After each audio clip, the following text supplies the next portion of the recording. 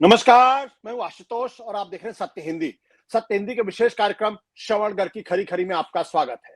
यह हमारा वो कार्यक्रम है जिसमें देश के जाने माने पत्रकार संपादक श्रवण गर्ग जी अपनी तीखी टिप्पणी करते हैं मौजूदा राजनीतिक माहौल पर। और उनकी तीखी टिप्पणियों से ना तो सत्ता पक्ष बचता है और ना ही विपक्ष, और दोनों ही तिलमिला के रह जाते हैं।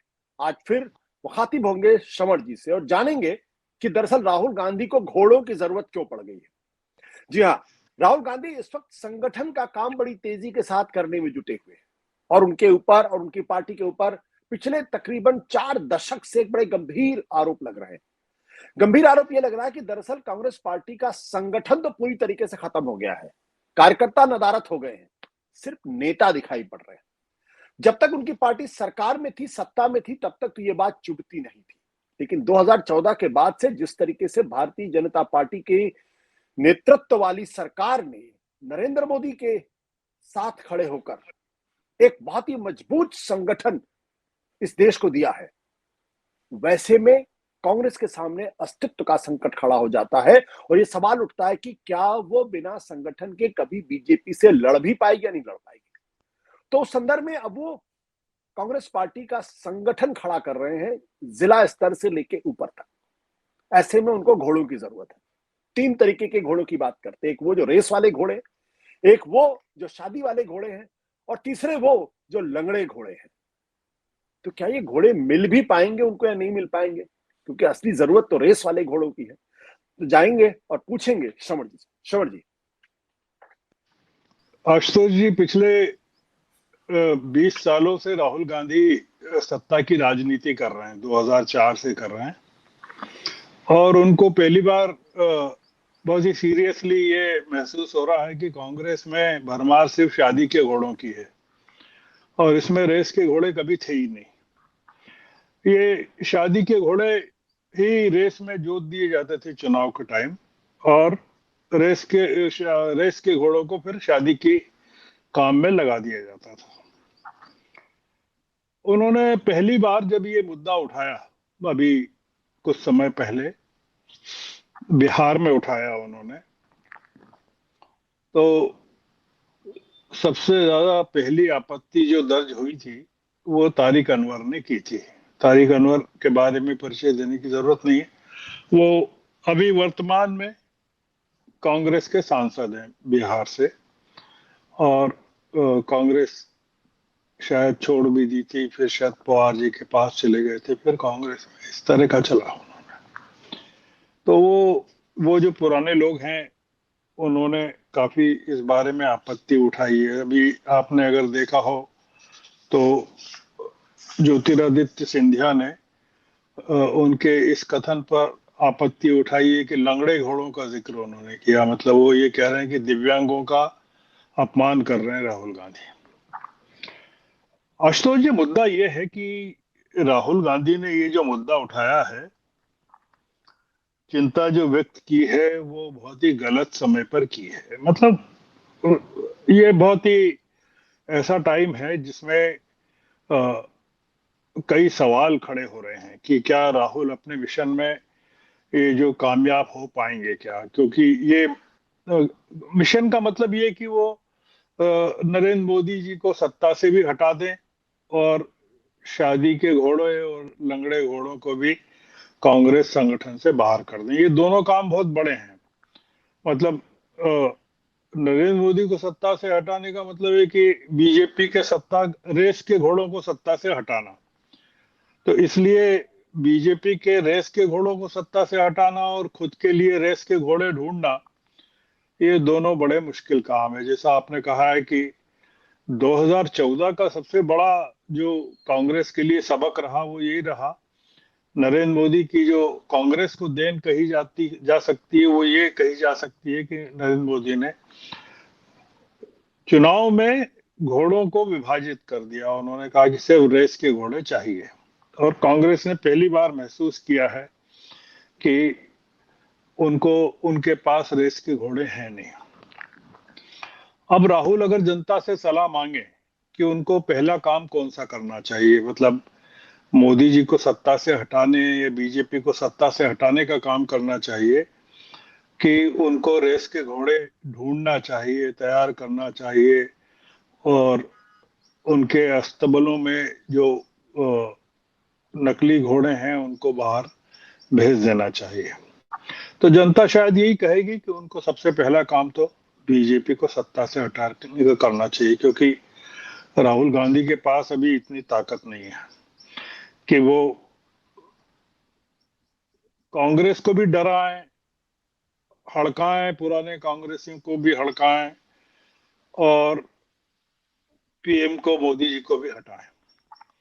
इसका कारण यह है आशुतोष जी कि नरेंद्र मोदी जी पिछले 11 सालों में के दौरान, अपने कार्यकाल के दौरान, इस समय सबसे कमजोर विकेट पर हैं। और ये जो प्रस्ताव पास किया था कांग्रेस वर्किंग कमेटी ने कि 2025 के साल को कांग्रेस के संगठन को मजबूत करने के काम में समर्पित किया जाएगा, तब तक स्थिति ये नहीं थी कि कोई ऑपरेशन सिंदूर जैसी स्थिति बनी हो। तो इसलिए ये जो पूरा का पूरा इस समय जो शिफ्ट हो गया है वो बहुत जबरदस्त शिफ्ट है भारत की राजनीति में।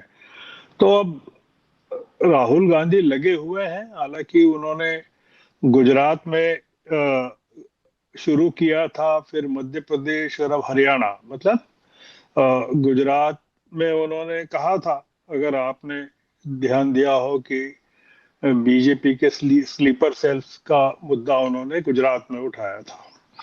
और अभी उन्होंने मध्य प्रदेश में एक नया मुहावरा और जोड़ दिया, लंगड़े घोड़ों का मामला भी उठा दिया।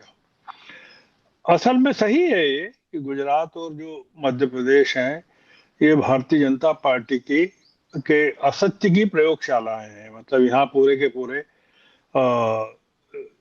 प्रयोग होते हैं जो फिर पूरे देश में, वो लेबोरेटरीज हैं ये। अब उन्होंने जो गुजरात में कहा, और खूब तालियां बजी थी, अगर आपको वो दृश्य याद हो, जब उन्होंने कहा कि बीजेपी के स्लीपर सेल्स यहाँ काम कर रहे हैं, और तो काफी लोग उस समय खुश हुए थे कि अरे वाह, हमारे मन की बात इन्होंने कह दी। हकीकत ये है कि 2017 में जो चुनाव हुए थे, और जिन कांग्रेस के जिन टिकटों पर गुजरात में विधायक चुनकर गए थे, वो उन सब लोगों में से अधिकांश ने फिर बीजेपी में भर्ती हो गए, और फिर कांग्रेस को इतना पीछे कर दिया कि आपने देखा कि 2022 के चुनाव में 150 से ज्यादा सीटें बीजेपी को मिल गई। गुजरात में राहुल ने कहा था कि बीजेपी के स्लीपर सेल्स कांग्रेस में है। आज की तारीख का सीन ये है आशुतोष जी कि कांग्रेस की जो गुजरात एक्सप्रेस है वो बीजेपी के स्लीपर कोचेस के साथ ही वहां पटरियों पे खड़ी हुई है।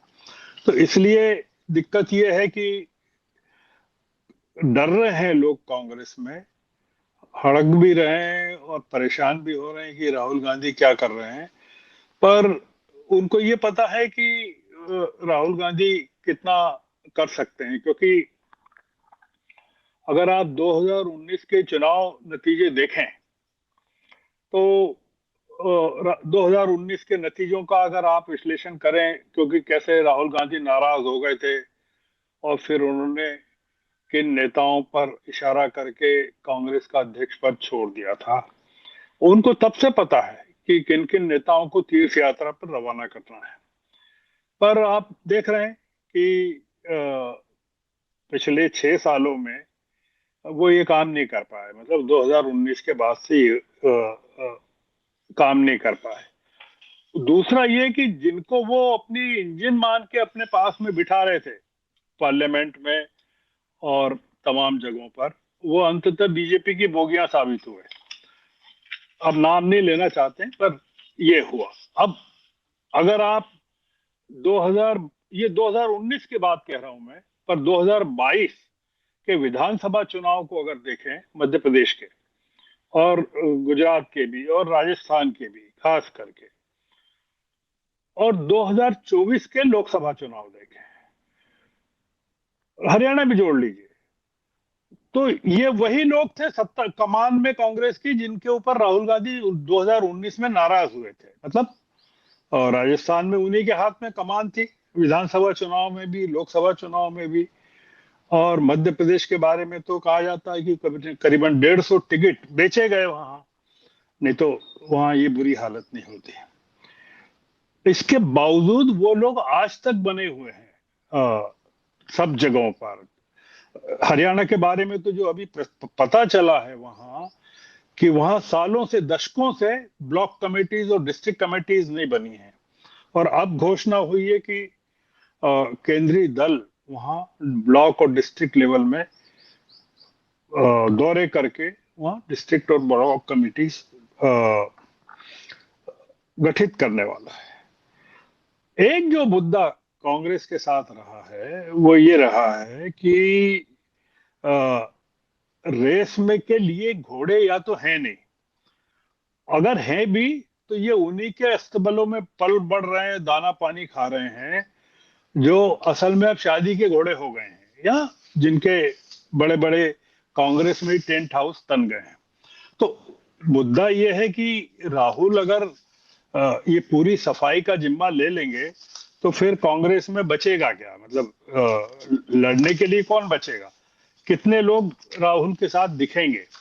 इसलिए अभी एक जो मुद्दा ये है कि, और एक सवाल ये भी है कि क्या, जैसे राहुल कह रहे हैं कि जाति जनगणना करनी चाहिए। मतलब ये वो जाति जनगणना का मतलब ये कि किन लोगों को असल में फायदा मिलना चाहिए नौकरियों में और शिक्षा के क्षेत्र में, रिजर्वेशन मिलना चाहिए।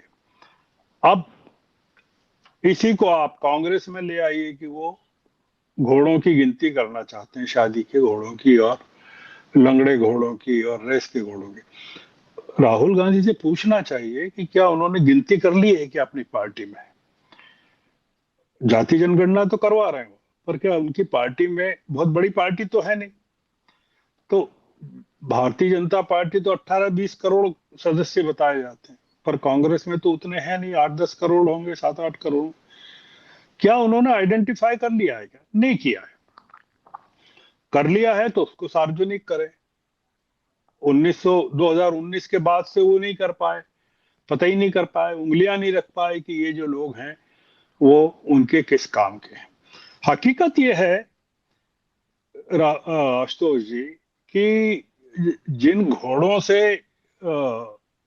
राहुल गांधी छुटकारा पाना चाहते हैं, असल में वो घोड़े भी राहुल गांधी से छुटकारा पाना चाहते हैं, पर वो कांग्रेस को छोड़ना नहीं चाहते हैं।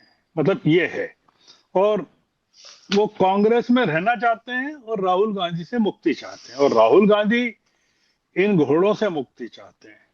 आप देखें कि ये जो ग्रुप ऑफ 23 बना था, वो क्या ग्रुप था, और वो जो ग्रुप था उसी के कितने लोग इस समय मोदी जी ने पकड़ के विदेश यात्राओं पर भेजे हैं। और अब वो जो विदेश यात्राओं से लौट कर आए हैं, तो उनको विदेशों से लौट के आने के बाद तो बहुत खुश नजर आना चाहिए, पर आप देख रहे हैं कि कितने तनाव की मुद्रा में है वो, जो भी कांग्रेस के लोग गए थे, किस तरह की बातें कर रहे हैं। एक आखिरी सवाल ये है आशुतोष जी कि क्या, मतलब ये जो प्रॉब्लम राहुल गांधी बता रहे हैं वो कांग्रेस को लेकर, वो क्या मोहन भागवत और नरेंद्र मोदी ने कभी महसूस नहीं की होगी कि बीजेपी में या संघ में भी कांग्रेस के स्लीपर सेल्स हो सकते हैं, या लंगड़े घोड़े हो सकते हैं, शादी के घोड़े हो सकते हैं? क्योंकि ये जो इतनी बड़ी पार्टी है 18-20 करोड़ की बीजेपी, तो उसमें मान के चलना चाहिए कि सभी नस्लों के, हर नस्ल के घोड़े होंगे, और कांग्रेस के स्लीपर सेल्स भी होंगे।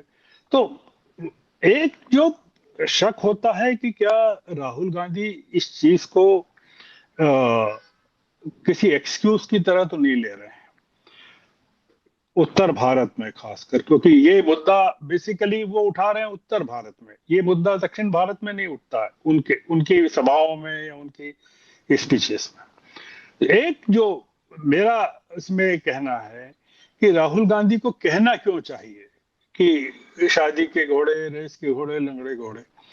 जो मैंने आपसे कहा कि ये सवाल तो मोदी जी के सामने भी रहा होगा 2014 में, 2019 में, 2024 में, या भागवत के सामने भी रहा होगा, बीजेपी के अध्यक्ष के सामने। पर उन्होंने क्या किया, बिना हल्ला मचाए चुपचाप जिन लोगों की जरूरत नहीं थी उनको मार्गदर्शक मंडल में डाल दिया, उनको हाशिए पर डाल दिया, और कोई कियास क्रिएट नहीं किया। मतलब किसी तरह की हो हल्ला नहीं किया उन्होंने। किसी पब्लिक मीटिंग में या कार्यकर्ताओं की बैठक में ये नहीं कहा कि हमारे यहाँ इस तरह के लोग हैं। तो क्या राहुल गांधी को सलाह दी जा सकती है कि बिना डराए हुए कांग्रेस को, क्योंकि इस समय दो तीन चीजें हैं जिसको मैं हाईलाइट करना चाहूंगा, और मैंने शुरू में भी कहा है कि राहुल गांधी को अभी थोड़ी सी क्या प्रतीक्षा करना चाहिए, क्योंकि उनके पास अभी पर्याप्त उम्र है। इसलिए 55 साल के हैं, 54-55 साल के, उनके पास बीजेपी के और कांग्रेस के नेताओं के मुकाबले काफी उम्र है। तो क्या वो 2029 तक 4 साल केवल दो चीजों की प्रतीक्षा कर सकते हैं क्या? पहली चीज तो ये कि हमने देखा कि 2014 के मुकाबले 2019 में बीजेपी का और एनडीए का काफी डिक्लाइन हुआ। वो डिक्लाइन 2024 में और बढ़ गया। मेरा ऐसा मानना है कि इस समय जो डिक्लाइन है बीजेपी का या मोदी जी का, वो बहुत जबरदस्त डिक्लाइन है। जो घटनाक्रम है, संघ इसको लेकर चिंतित हो सकता है, नहीं भी हो सकता है। ये रिफ्लेक्ट होगा 2029 के चुनाव में बहुत बुरी तरह। इस समय राहुल गांधी को अपनी पूरी ताकत इस स्थिति का फायदा उठाने में लगानी चाहिए, बजाय अभी से घोड़ों को छांटने के, क्योंकि घोड़े अगर बिदक गए तो बहुत दिक्कत हो जाएगी। 4 साल तक घोड़े इंतजार नहीं करेंगे दाना पानी के लिए। उनको कांग्रेस के घोड़े तो बिल्कुल एक दिन भी इंतजार नहीं करते।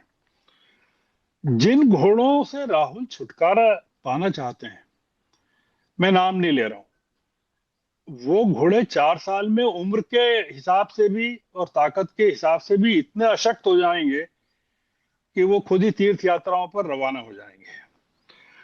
और आखिरी बात ये कि राहुल जिन घोड़ों को काबिल मानते हैं और किन घोड़ों को मानते हैं, उसकी परीक्षा बिहार में, उत्तर भारत में बिहार में, और दक्षिण भारत में केरल में हो जाएगी। तो देश भी देख लेगा कि राहुल गांधी ने बिहार के चुनाव में शादी के घोड़े लगाए कि लंगड़े घोड़े लगाए कि रेस के घोड़े लगाए, और केरल के चुनाव में केसी वेणुगोपाल ने क्या कमाल किया और वो कितने रेस के घोड़ों को जिता पाए। मेरा ऐसा जो आखिरी बात मैं कहना चाहता हूं, ये बहुत क्रूशियल टाइम चल रहा है कांग्रेस के लिए, देश के लिए, राहुल के लिए। राहुल को थोड़ा सा, अपन तो सलाह दे नहीं सकते, आप दे सकते हैं शायद, तो उनको घोड़ों की गिनती अभी नहीं करना चाहिए, क्योंकि दाना पानी का इंतजाम वो कर नहीं पाएंगे।